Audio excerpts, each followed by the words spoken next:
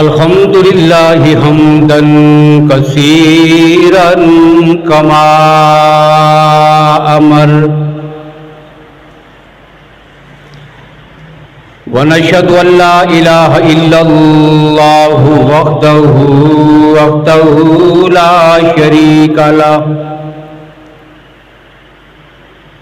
शरीका लहू फिल खल्क़ि वल अम्र इरगामन लिमन जहद बिही व कफर व नशहदु अन्ना सय्यदना व सनदना व शफीअना मुहम्मदन अब्दुहु व रसूलुहु अम्मा बादु फ़अऊज़ु बिल्लाहि मिनश शैतानिर रजीम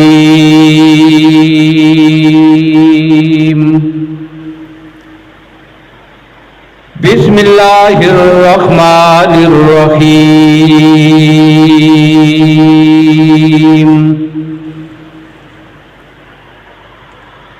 या अय्युहल्लज़ीना आमनू इज़ा नूदिया लिस्सलाति मिन यौमिल जुमुअह फसअऊ इला ज़िक्रिल्लाहि व ज़रुल बैअ ज़ालिकुम खैरुल लकुम इन कुंतुम तालमून।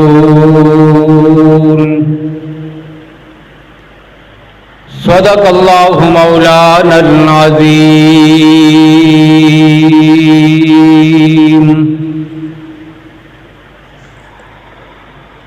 अल्लाहुम्मा सल्लि अला मुहम्मदिन व अला आलि मुहम्मद बिअददि मन क़ाद व क़ाम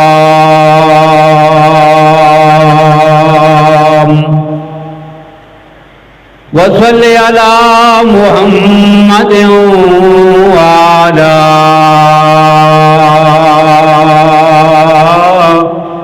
आलि मुहम्मद बिअददि मन सल्ला व साम।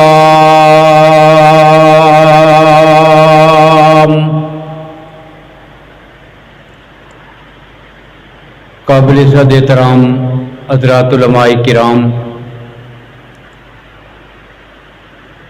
काबिल कदर बुजुर्गों, भाइयों, अजीज दोस्तों, आज हमारे लिए इंतहाई खुशी और मुसर्रत का मौका है कि आपकी इस अजीम शान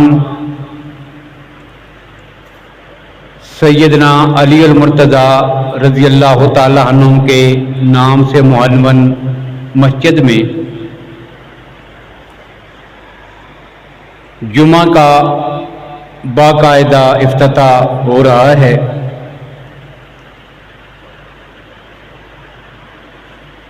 जुमा का आगाज और इसकी ज़रूरत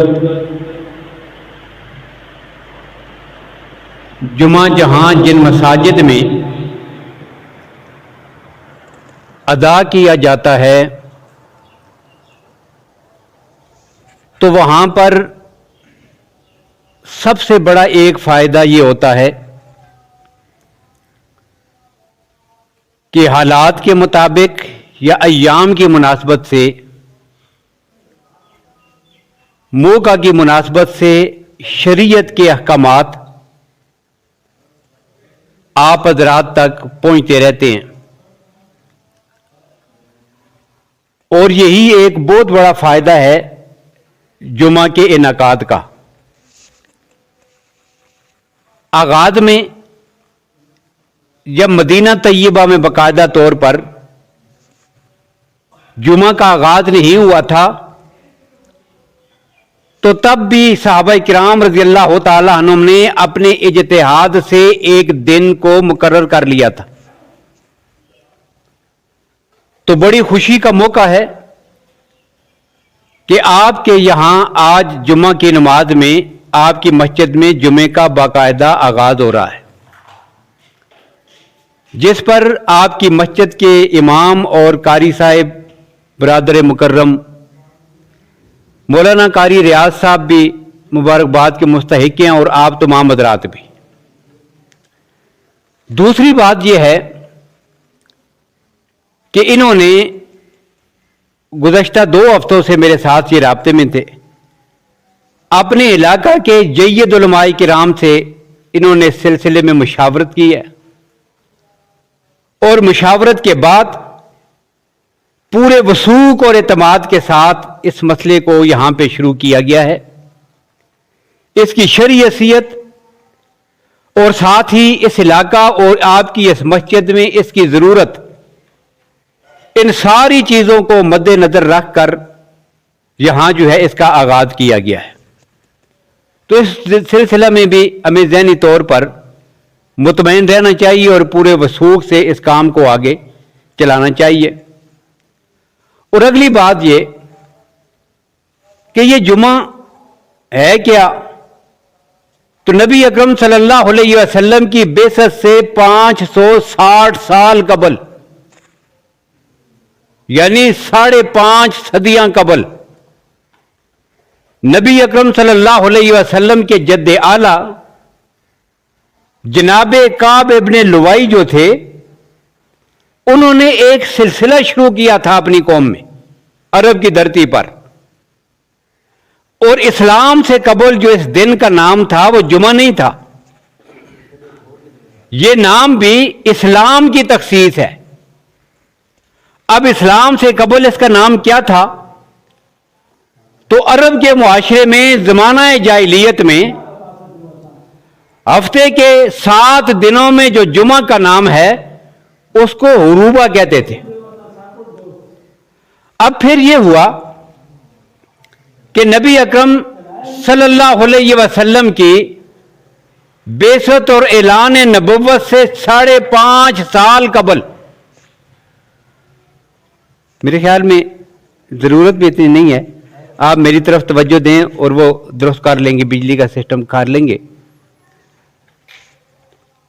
आका कायनात की विलादत से 550 साल कबल आपके जो जद्दे आला थे हजरत काब, उन्होंने क्या सिलसिला शुरू किया कि अरब के बहुत सारे लोगों को, पूरी कौम को इकट्ठा करते थे और इसी दिन में कि जिस दिन को आज हम जुमा का दिन कहते हैं, उनके सामने बयान करते थे। अब बयान क्या होता था? बयान यही किया करते थे कि लोगों, अल्लाह ने मेरी औलाद में आगे चलकर आखिरी नबी को मबूस फरमाना है। नबी अकरम सल्लल्लाहु अलैहि वसल्लम की बेसत की खुशखबरी सुनाया करते थे। तो उस दिन को उन्होंने अपने तौर पर जुमा का नाम दिया, लेकिन अरब में फिर भी यह नाम मशहूर नहीं हुआ, क्योंकि वो लोगों को जमा करते थे, इसलिए उस दिन का नाम क्या दिया? जुमा का दिन। अरब में फिर भी इस दिन को रूबा ही कहते थे, लेकिन फिर जब इस्लाम आया तो इस्लाम ने आकाए कायनात के जद्दे आला के उस नाम को मलहूज रखते हुए इस दिन का नाम इस उम्मत के लिए जुमा रख दिया है। फिर जुमा फर्ज कब हुआ? मक्की जिंदगी के बिल्कुल आखिर में, अभी अल्लाह के नबी ने हिजरत नहीं फरमाई थी, मक्की जिंदगी के बिल्कुल आखिरी वक्त में अल्लाह ने जुम्मा की फर्जियत का हुक्म दे दिया था। लेकिन याद रखिए कि मक्का में कोई जुमा अदा नहीं किया गया। क्यों? वहां तो एलानिया तौर पर नमाज पढ़ने की इजाजत नहीं थी, जुमा कैसे होता? वहां मौका ही नहीं मिला। हाँ, आकाए कायनात की हिजरत से कबल जो सहाबा हिजरत करके जा रहे थे, जब वो यस्रब और मदीना तैयबा में पहुंचते थे, अब अल्लाह के नबी उनको तलकीन फरमाते थे कि जब ये जुमा का दिन आए तो वहां आपने जोर नहीं जुमा की नमाज पढ़नी है, और जुमा की फर्जियत से कबल मदीना तैयबा में जो लोग मुसलमान हुए थे अंसार,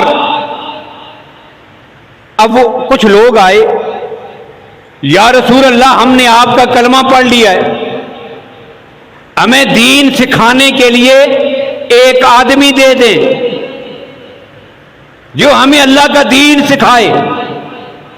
अल्लाह के नबी सल्लल्लाहु अलैहि वसल्लम ने एक सहाबी का इंतखाब किया, और ये सहाबी हैं हजरत मुसअब बिन उमैर रज़ी अल्लाह ताला।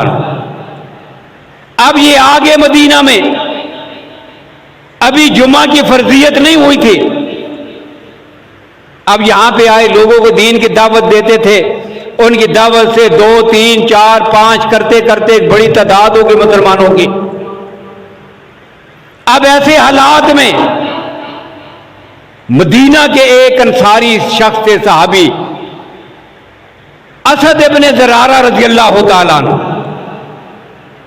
अब उनके ख्याल में यह बात आई, उन्हें कहा कि रोज चलते फिरते उठते बैठते आते जाते, दिन को रात को शाम को सुबह, हर वक्त हम दावत तो देते रहते हैं चलते फिरते, लेकिन इसके साथ साथ हफ्ते में एक दिन खुसूसी तौर पे ऐसा हो कि उस दिन हमने नबी की दावत के सिवा कोई काम नहीं करना। अब उन्होंने सबको जमा करके मशवरा किया कि रोजाना के आम मामूल की दावत के साथ साथ एक दिन पैगंबर की रिसालत और तौहीद की दावत के लिए खुसूसी मुतय्यन किया जाए। अब बताओ कौन सा दिन हो? अब क्या हुआ, फिर उन्होंने एक दिन का तयन किया है। अब कमाल देखिए, असहाबे रसूल की अजमत का अंदाज और सोच देखिए, कौन सा दिन हो? कुछ ने कहा जी हफ्ते का दिन रख लें, अतवार का दिन रख लें। उन्होंने कहा कि नहीं, दोनों नहीं रख सकते। ये अहले किताब की इबादत का दिन है, हफ्ते का दिन भी अतवार का दिन भी यहूद और नसारा के दिन है, हम वो नहीं रखते। इसके अलावा एक दिन, और खुदा की शान, हजरत असद इब्न ज़रारा ने जिस दिन का इंतखाब किया है पैगंबर की दावत को आम करने के लिए, वो यही जुमा का दिन था। इसी वजह से मुफस्सिरीन ने यह जुमला लिखा कि असहाबे रसूल के मजाज में अल्लाह ने अपने नबी की दीन और शरीयत रख दिया था, हुक्म बाद में नाजिल होता था। सहाबा का मिजाज ऐसा बन गया था कि वो अपने मिजाज से इस्लाम के मिजाज को मालूम कर लेते थे। इस्लाम तकाजा क्या करता है, दिन भी मुतय्यन कर दिया, और दिन भी मुतय्यन किया तो जुमे का, लेकिन जुमा की नमाज अभी फर्ज नहीं थी। फिर फर्जियत हुई तो सबसे पहला जुमा, इस्लाम का सबसे पहला जुमा किसने पढ़ाया है? ये हजरत मुसअब बिन उमैर है रज़ी अल्लाह ताला। क्योंकि अल्लाह के नबी तो मक्का में तशरीफ फरमाए, मदीना में तो नहीं है, और मदीना में जो उनका इमाम और मुहल्लम और कारी और उस्ताद बन के गया है वो कौन है? मुसअब बिन उमैर। अब अल्लाह के नबी ने हुक्म फरमाया, मुसअब अब हफ्ते में एक दिन जब जुमा का दिन आए तो आपने इनको जुमा पढ़ाना है। और जुमा की ये जो नमाज है इसकी शान और शौकत बेशक तादाद पर मुनहसर है। तादाद ज्यादा होगी, शान और शौकत ज्यादा होगी, इज्तिमाइयत होगी, ये बात अपनी तौर पे मुसल्लम है। लेकिन इसके लिए शर्त जुमा की नमाज में लोगों का ज्यादा शरीक होना, ये शर्त नहीं। जहां पे जुमा होता है वहां 8-10 आदमी 12 आदमी हो, भाई ठीक है, जुमात कर ले, जुमा पढ़े, इसलिए कि उस इलाके में जुमा होता है। तो शरन जुमा होना अलग बात है और जुमा की नमाज में अवाम की कसरत होना यह अलग मसला है। चुनांचे जब पहला जुमा पढ़ाया गया, इस्लाम का पहला जुमा मुसअब बिन उमैर ने जब पढ़ाया तो मुहद्दिसीन ने लिखा कि पहले जुमा में आपके पीछे 12 आदमी थे, 13वां इमाम है, 12 मुक्तदी हैं। इस्लाम का पहला जुमा अदा हुआ।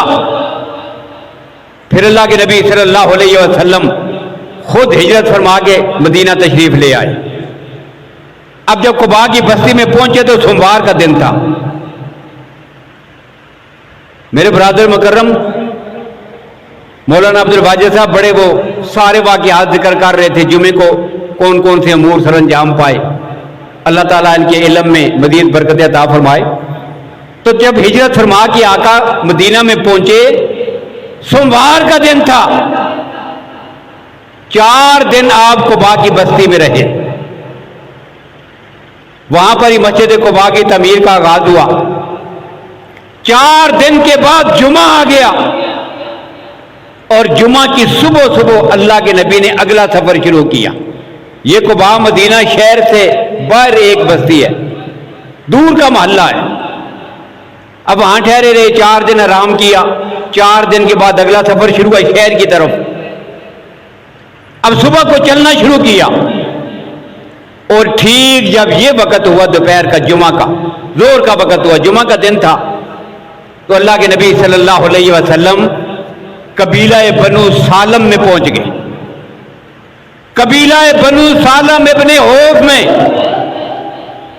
अल्लाह के नबी ने अपनी जिंदगी का पहला जुमा पढ़ाया है मदीना पहुंचकर।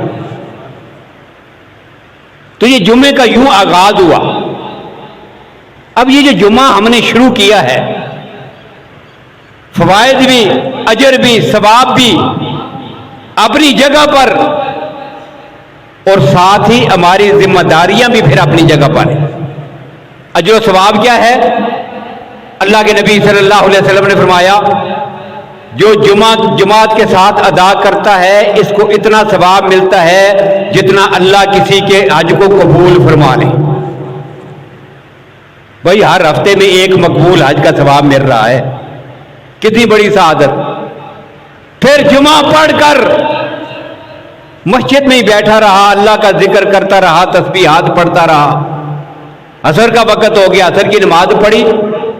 अब इसको इतना सवाब मिलेगा कि एक मकबूल हज, एक मकबूल उम्रा, दोनों का सवाब लेके जाएगा।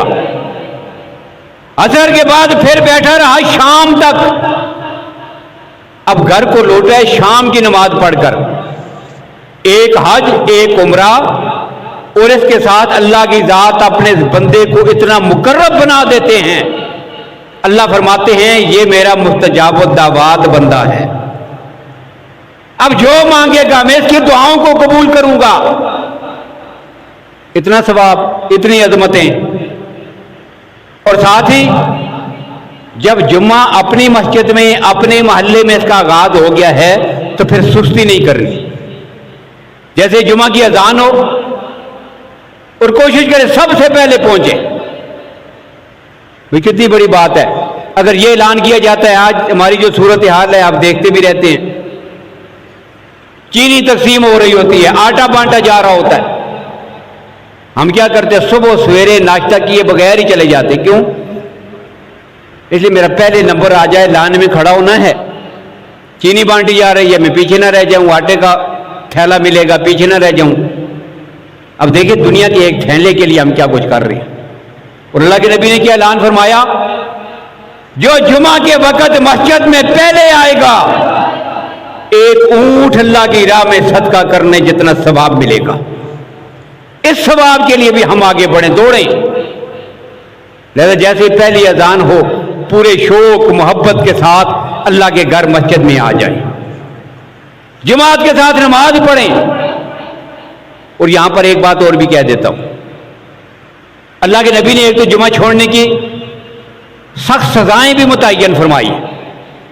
एक हदीस में अल्लाह के नबी सल्लल्लाहु अलैहि वसल्लम ने फरमाया कि जिसने एक जुमा बगैर शरी उज़र के जानबूझकर छोड़ दिया, कोतिबा मुनाफिकन, अल्लाह के खाते में लिख दिया जाता है कि ये आदमी मुनाफिक है। और कैसा लिखा जाता है? अल्लाह के नबी फरमाते हैं ला युमखा वला युबद्दल, कोई ना वहां से मिटा सकता है, ना तब्दील कर सकता है। अल्लाह के रजिस्टर में इसको मुनाफिक लिख दिया जाता है। बगैर किसी शरी उज़र के घर में बैठा रहा, जुमे की नमाज में शरीक नहीं हुआ। और एक हदीस में अल्लाह के नबी सल्लल्लाहु अलैहि वसल्लम फरमाते हैं, लोगों जुमे छोड़ने से बाज आ जाओ, वरना अल्लाह का अज़ाब आएगा।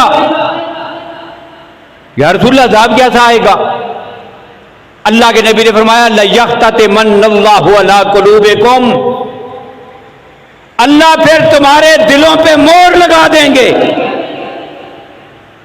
और जिसके दिल पे मोहर लग जाती है, अल्लाह फिर अपनी इबादत और बंदगी की तौफीक उस बंदे से छीन लेते हैं। ये कोई थोड़ा बवाल नहीं है। अल्लाह किसी बंदे के दिल पे मोहर लगा दे और उसे इबादत की तौफीक ही ना मिले, ना जिक्र की, ना नमाज की, ना रोजे की, ना किसी और नेकी के काम की, ना अल्लाह की राह में सदका की, ना खैरात की, किसी चीज की तौफीक ही ना मिले। क्यों? अल्लाह ने उसके दिल पे मोहर लगा दी है। तो ये इतना बड़ा जुर्म है, जिम्मेदारी और ज्यादा बढ़ जाती है। फिर ये जुमात रखी गई है, नमाज की जुमात होती है मस्जिद में। अब जुमात में शरीक होना क्यों जरूरी है? फिर जुमा का एहतमाम क्यों हुआ? इसकी हिकमत क्या है? एक बात इस पे भी कहता हूं। तो वजह यह है, एक बड़ी हिकमत और फायदा। एक फायदा तो यह है, जितने मिल के नमाज पढ़ेंगे।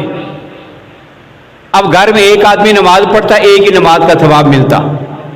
अब जमात के साथ पढ़ी, 70 गुना अलग। और जितने एक ही इबादत में शरीक थे, इन सब की इबादत को जमा करके जितनी बनती है, इतना इतना सवाब सबको मिलेगा। अब वो जमा होता जाता है, बढ़ता जाता है वो सवाब और अजर। और किसी दूसरे के नेक अमल और खुलूस की वजह से अल्लाह बाकी सारों की इबादत को भी कबूल कर लेते हैं। भाई मैं घर में नमाज पढ़ता, मेरी क्या क्या नमाज होती, पता नहीं अल्लाह ने कबूल की या नहीं की, मेरा खलास कितना, मेरा खुलूस कितना, कोई गारंटी नहीं। लेकिन जब आके जमात में शरीक हो गया हूं, अब अल्लाह ने किसी अपने नेक बंदे की कबूल कर ली है, उसकी वजह से मैं जो साथ खड़ा हूं, अल्लाह ने साथ मेरी भी कबूल कर ली है। ये फायदे होते हैं। और जमात का एक बड़ा फायदा, जुमा की जमात हो या बाकी नमाजों की, क्या होगा? नमाज में आप देखते हैं मोहल्ले के आदमी आ रहे हैं, पता है आपको ये मोहल्ले का आदमी है, रोजाना उसकी खैरियत का पता चलता रहता है। बीमार तो नहीं, उसे कोई परेशानी तो नहीं, हालात से बाखबर। और याद रखिए, इस्लाम की एक बहुत बड़ी खसूसियत यह है कि इस्लाम एक इंसान को सिर्फ अपनी जात की सोच नहीं देता, बल्कि इस्लाम की सोच क्या है? पूरे इज्तिमाई मुआशरे की सोच है। सबके नफे और फायदे की बात, सबके साथ हमदर्दी, उसके गम और दुख में, परेशानी में उसके साथ शरीक होना। इसको तो आज हम समझते ही कुछ नहीं है। हम नमाज को इबादत समझते हैं, रोजे को इबादत समझते हैं, आज को इबादत समझते हैं, लेकिन मेरे भाई पे क्या गुजरती है, मेरे पड़ोसियों पे क्या गुजर रही है, मेरे मोहल्लेदार किस हालत में हैं, मेरे साथ वाला मुसलमान भाई किस हालत में है, इसको हम कोई इबादत नहीं समझते। जबकि ये इतना बड़ा अमल है। सिर्फ एक बात जिक्र कर रहा हूं, सैयद अली अजमेरी रहमतुल्लाह ताला अलैह, दातागंज बख्श जिनको आप कहते हैं, लाहौर में जिनका मदार है, सैयद अली अजमेरी रहमतुल्लाह ताला अलैह, इनकी किताब है कश्फुल माजूब। उसमें अल्लाह के एक वली का जिक्र किया कि अल्लाह के एक नेक बंदे थे, रब से दुआ की, या अल्लाह मुझे बता दे इस वक्त तेरी मखलूक में तेरा सबसे मुकर्रब और बरगजीदा बंदा कौन है, जो तेरे सबसे ज्यादा करीब हो, जिसके साथ तू सबसे ज्यादा इस वक्त मोहब्बत और प्यार करता हो। या अल्लाह मुझे दिखा दे वो बंदा कौन है। अब अल्लाह ने दुआ को कबूल कर लिया। वो आज बुजुर्ग सोए तो ख्वाब में अल्लाह ने दिखाया ये आदमी है। अब उसकी शक्ल दिखाई, कौन था? अब वो कोई बड़ा साहिब जुबा और दस्तार भी नहीं है, बहुत लंबी तस्बीह भी हाथ में पकड़ी हुई नहीं है, उसने दर्जनों हज भी किए हुए नहीं हैं। कौन है? वो बुजुर्ग देख के हैरान रह गए, ये है उनके मोहल्ले का एक आम सा गरीब आदमी, जिसके कपड़े की छोटी सी दुकान है, कपड़े की दुकान करता है, आम सा आदमी, किसी की नजर नहीं जाती। ये इतना बड़ा वली होगा? रब ने दिखाया ये है। अब जाग के उसके पीछे पड़ के जरा देखूं तो ये करता क्या है भाई, इसका अमल क्या है जो अल्लाह का इतना करीबी बन गया है, पता तो चले। अब उसके पीछे लग गए, सीधा उसकी दुकान में जाके देखा, कोई मुसल्ला नहीं बिछा हुआ, कोई तस्वीरें हाथ में पकड़ी, बस बैठा है कुर्सी पे अपनी दुकान कर रहा है। एक कपड़ा उतारा खरीदने के लिए, खोला, कीमत पूछी, उसने कीमत बताई, इसने कहा इतने कम दूंगा, ऊपर नीचे करके सौदा भी हो गया जिस तरह आम दुकानदार करते। बात फिर भी समझ नहीं आई। अब जब पैसे देने के लिए उसने अपनी जेब में हाथ डाला, खरीदने वाले ने, अल्लाह के वली ने, तो उसने कहा कि नहीं ठहरे, अभी वो जो सामने दुकान है ना, वो यही कपड़ा इसी कीमत पर आप वो सामने वाली दुकान से जाके खरीद ले, मुझसे ना खरीदे। वो कहता है मैं सोच में पड़ गया, पता नहीं इसके भाई की दुकान होगी, इसी की दूसरी दुकान उधर है, उधर बेटे को बिठाया होगा, इसलिए तो अपनी दुकान से निकाल के उस दुकान में भेज रहा है, अपनी होगी। तो कहते हैं मैंने पूछा उधर क्यों भेज रहे हो, खुद क्यों नहीं देते? उसने कहा कि असल में जितनी मुझे जरूरत थी, सुबह से इतने गाहक मेरे पास आ गए, मेरा सौदा इतना बिक गया है, लेकिन मैं सुबह से देख रहा था उस दुकान पे कोई गाहक नहीं आया। अब मेरा दिल करता है कि ये पैसे मुझे ना मिले, मेरे भाई को मिल जाएं, जो जाकर उसकी दुकान पे सौदा करो। भाई ये फिक्र, ये सोच, यही तो अल्लाह का सबसे ज्यादा करीब बना देती है। भाई अपनी ही फिक्र करनी है या किसी और की? अब जमात में जब हम शरीक होते हैं, जुम्मा में जब आएंगे, पूरे इलाके के आएंगे, पूरे मोहल्ले के आएंगे, दूर दराज के आएंगे, जो आम नमाजों में नहीं आ सकते वो भी आएंगे, पता चलेगा ये ठीक है, ये बीमार है, इसको क्या मसला है, कोई हाजत है, कोई जरूरत है। ये फायदे हैं, अजर व सवाब दुगना चुगना है, ये फायदे हैं।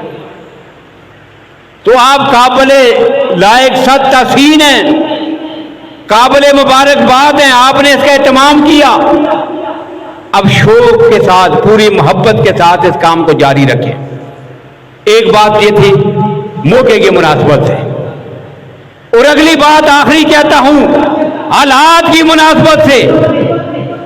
मैंने कहा जुमा के फायदे होंगे, इंशाअल्लाह आपको मिलेंगे।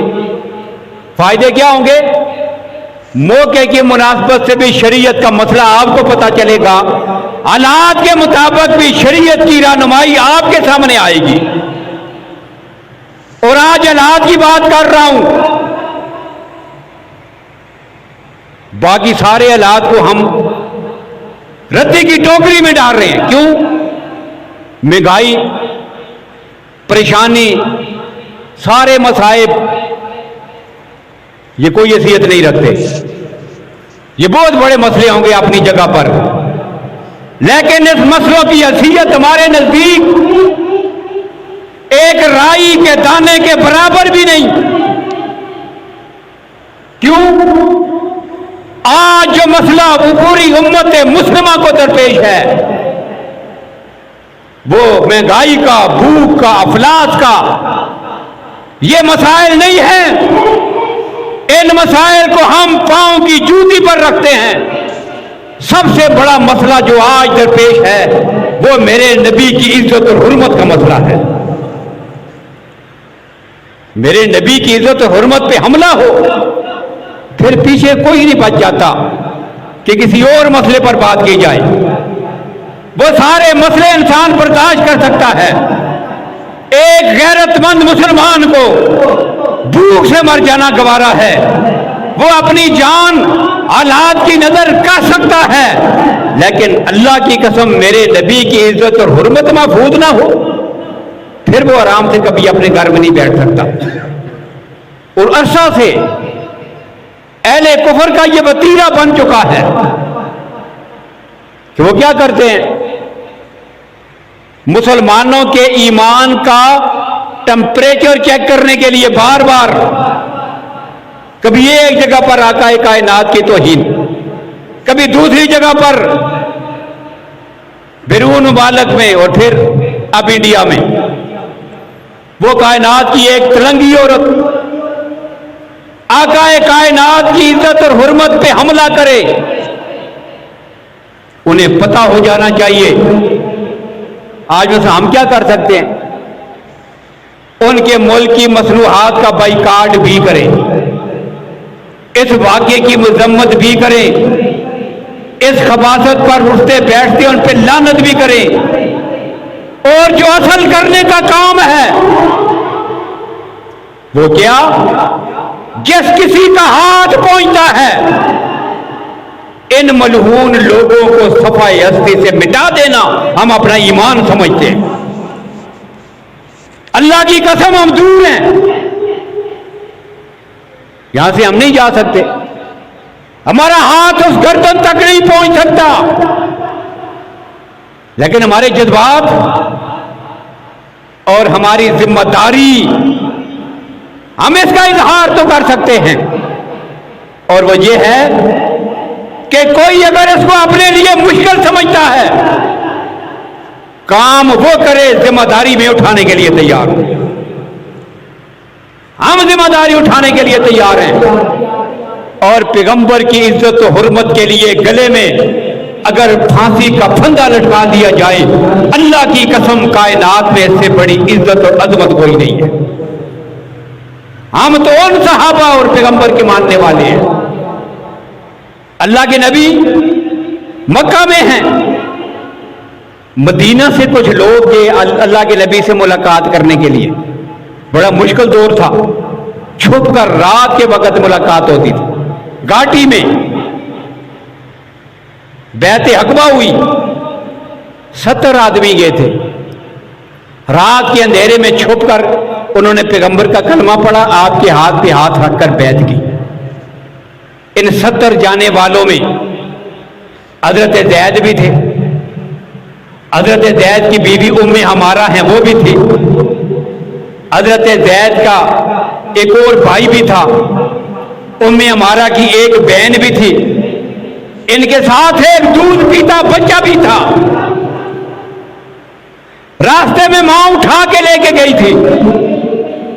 इस दूध पीते बच्चे का नाम क्या है? हजरत हबीब बिन ज़ैद। बच्चे को भी ले गई। अब इन्होंने क्या किया, आकाए कायनात के हाथ पे हाथ रखकर पैगंबर का कलमा पड़ा है और बैत की है।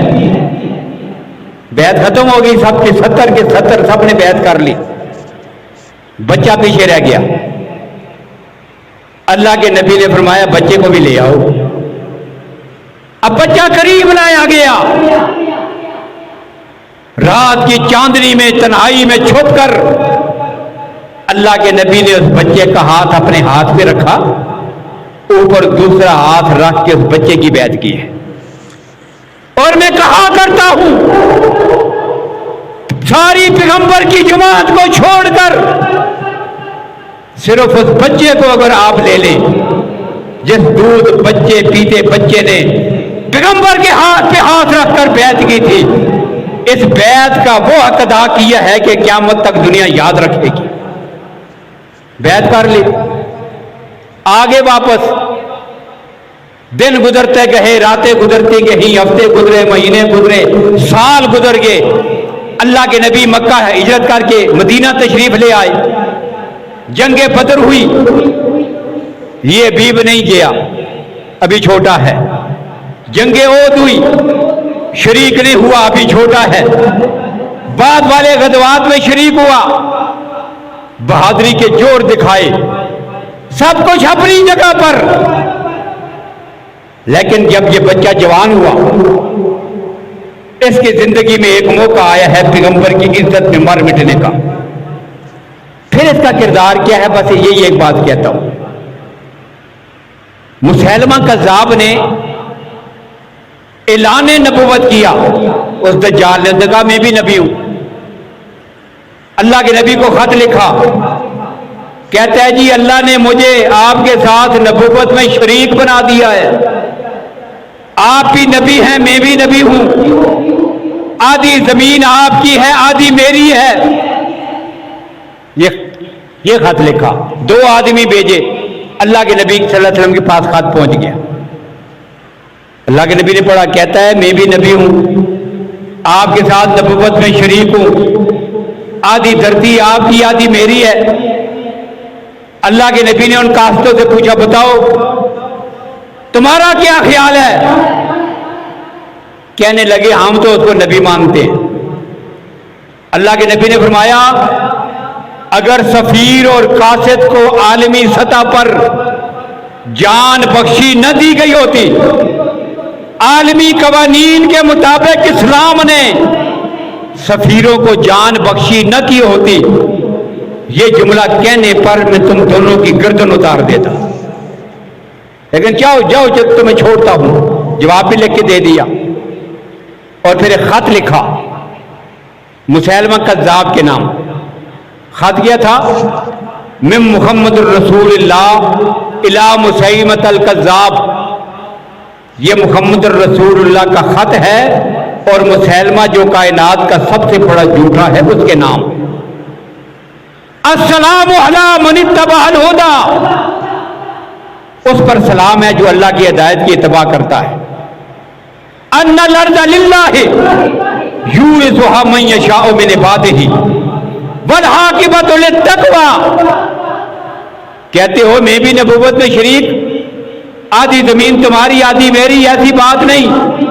मैं खातमुन नबीय्यीन हूं, मैं अल्लाह का आखिरी नबी हूं और तुम झूठे और कज़्ज़ाब हो। बाकी रहेगी जमीन की बात।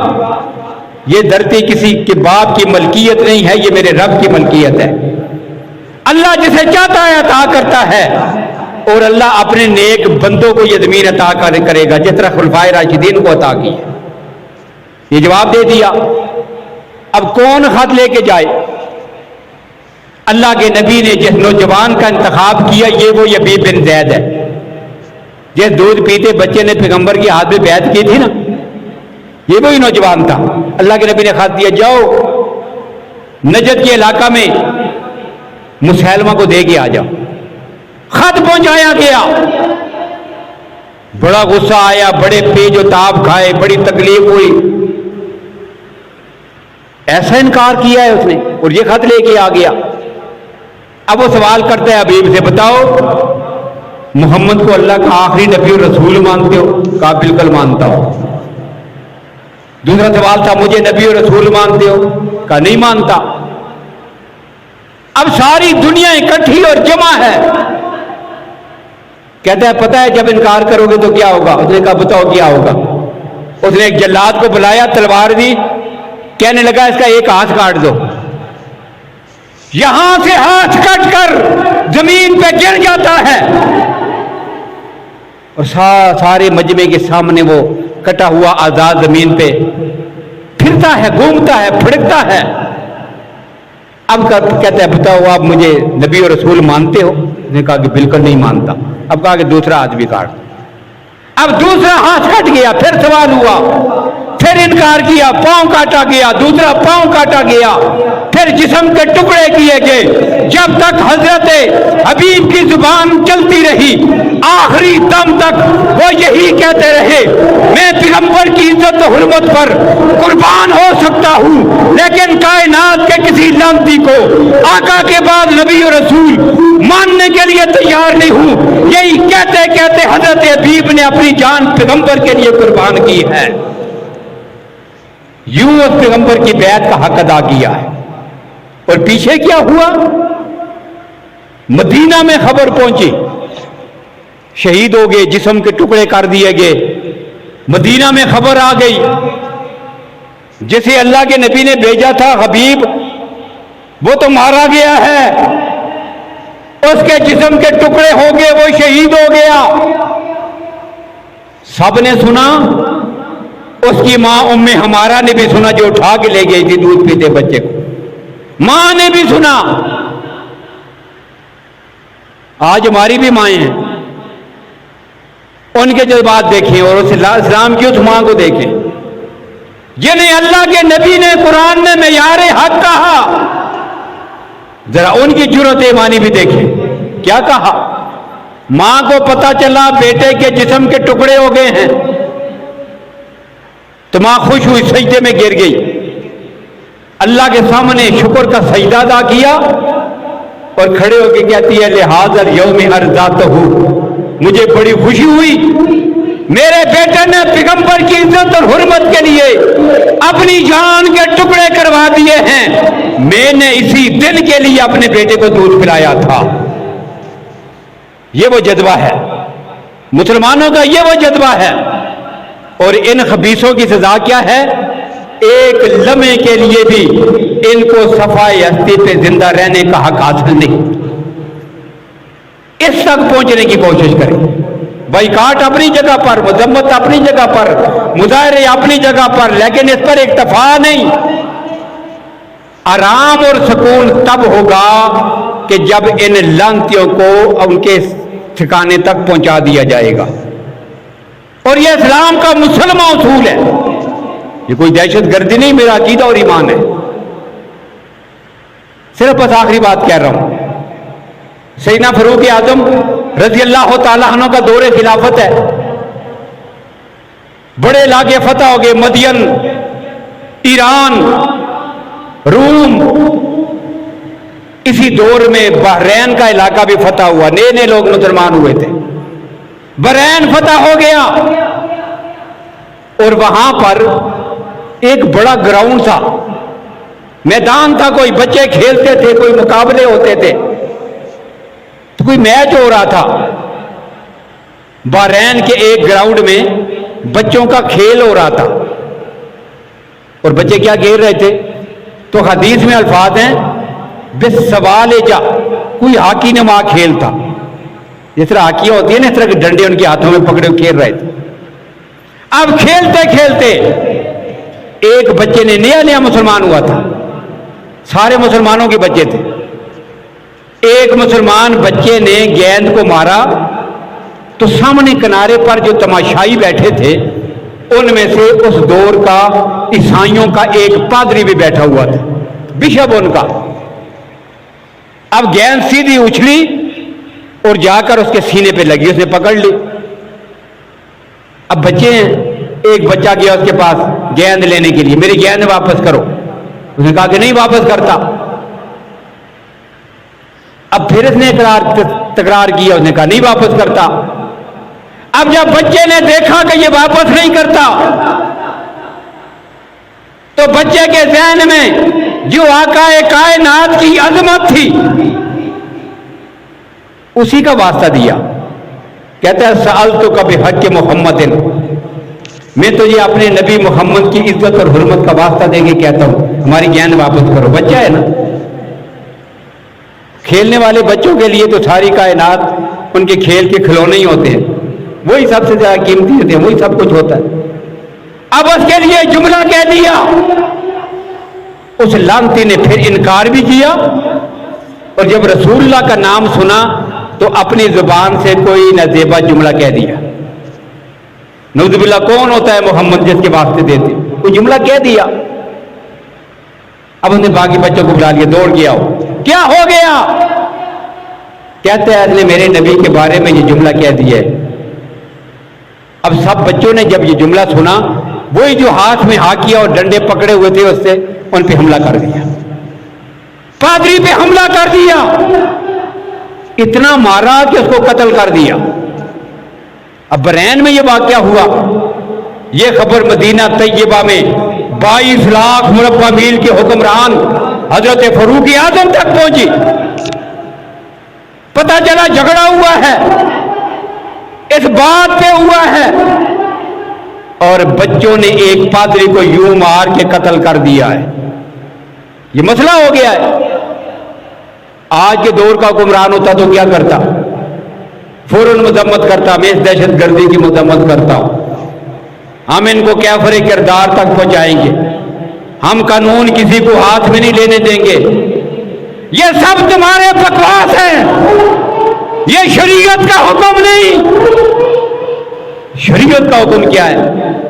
फरूक आजम को पता चला ये वाकया हो गया, बच्चों ने पादरी को मार दिया है पैगंबर की इज्जत और हुर्मत के मसले पर। फौरन सजदे में गिर गए, सजदा किया, खुश हुए, कहते हैं लोगों सुनो, मा फरिश्तो फरखतन बेफसन वला गनीमतन, मैं 22 लाख मुरब्बा मील का हुक्मरान हूं, अल्लाह ने मुझे इतनी फतह दी, जिधर जाता हूं लश्कर फतूहात के परचम और झंडे गाड़ते चले जाते हैं।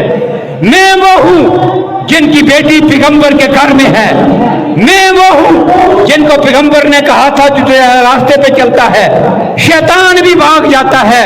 मुझे सारी अज़मतें मिल गई, लेकिन कभी दिल इतना खुश नहीं हुआ जितना यह खबर सुन के खुश हुआ है कि मेरे मुल्क के बच्चों ने पैगंबर के गुस्ताख को आज कत्ल कर दिया है। आज अल्लाह ने इस्लाम को इतनी कुव्वत दी है, मेरी कौम के बच्चे भी इतने गैरतमंद हैं, वो पैगंबर के गुस्ताख को कैफरे किरदार तक पहुंचा सकते हैं। ये वो ईमान है, ये मनसब है मुसलमान हुक्मरान का, ये मेरा और आपका अकीदा है। हम इस वाक़े की मजम्मत भी करते हैं, हम उनकी मसनूहात के मुकम्मल बाइकाट भी करेंगे, हम उनकी तहजीब और सकाफत पर भी लानत भेजते हैं। जिन्होंने पैगंबर की तौहीन की है हम उनके किरदार पर भी लानत भेजते हैं, और साथ ही उन लोगों के साथ खड़े हैं कि जो इन बदबातन लोगों को कत्ल करके काफिर किरदार तक पहुंचाएंगे, हम इसकी जिम्मेदारी उठाने के लिए तैयार हैं। तो पैगंबर की इज्जत और हुर्मत का मसला ये कोई आम मसला नहीं है। तो ये दो चीजें आपके सामने जिक्र करनी थी। मैं आखिर में एक बार फिर आपको जुम्मे के इफ्तिताह और आगाज पर मुबारकबाद भी देता हूँ।